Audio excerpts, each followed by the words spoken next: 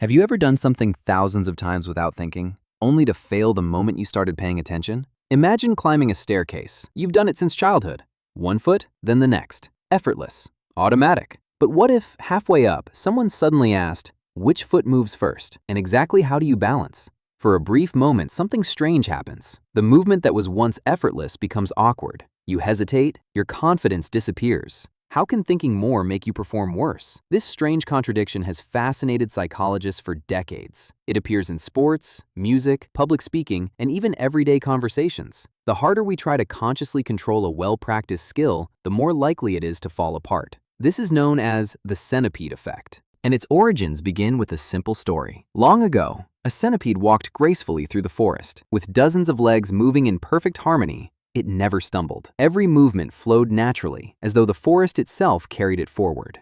One afternoon, another animal stopped the centipede and asked an innocent question. How do you decide which leg moves first? The centipede paused. It had never considered the question before. For the first time, instead of walking, it began thinking.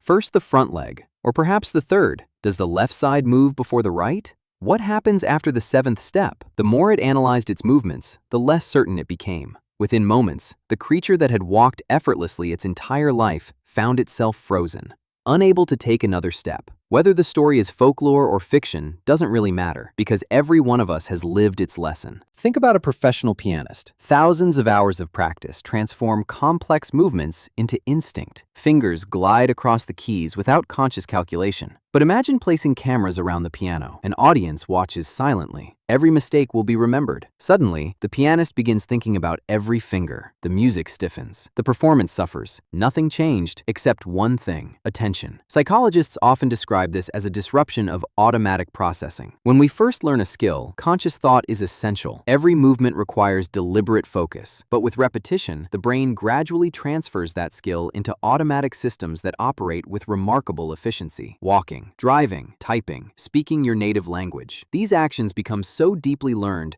that conscious awareness is no longer required. In fact, consciousness itself can become an obstacle. This creates a fascinating contradiction. We often believe greater control leads to better performance, but mastery frequently depends on surrendering control. The expert golfer who suddenly analyzes every muscle during a swing may miss the easiest shot. The experienced speaker who begins monitoring every word may lose their natural rhythm. The athlete who starts questioning movements perfected over years may hesitate for only a fraction of a second. Sometimes, that tiny fraction is enough to lose an entire competition. This phenomenon also explains why pressure affects people so differently. Pressure doesn't erase skill, it redirects attention. Instead of trusting deeply learned patterns, the mind attempts to supervise processes that were never designed to be consciously managed. It's like trying to manually control every heartbeat. The very act of interference creates instability. Yet the centipede effect extends far beyond performance. It quietly shapes our daily lives. Have you ever become suddenly aware of your breathing? For a few seconds, breathing feels unnatural. Or noticed yourself thinking about how to smile during a photograph. The smile suddenly feels forced. Even conversations change. The moment we begin analyzing every sentence before speaking, authenticity often disappears. Confidence gives way to calculation. Flow becomes hesitation. Perhaps this reveals something deeper about human consciousness itself. Our minds evolved not to consciously direct every action,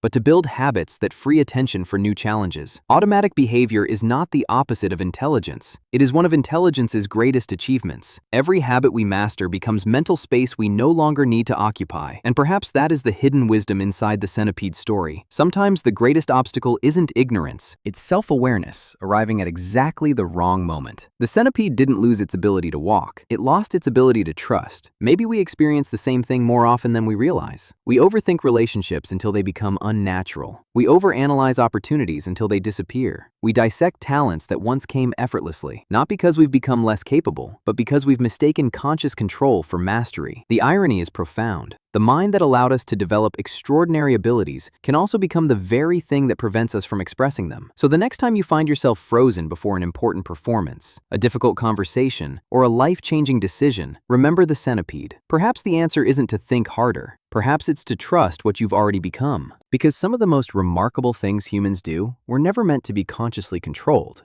They were meant to flow. And maybe true mastery begins at the exact moment we stop asking ourselves how to walk and simply take the next step.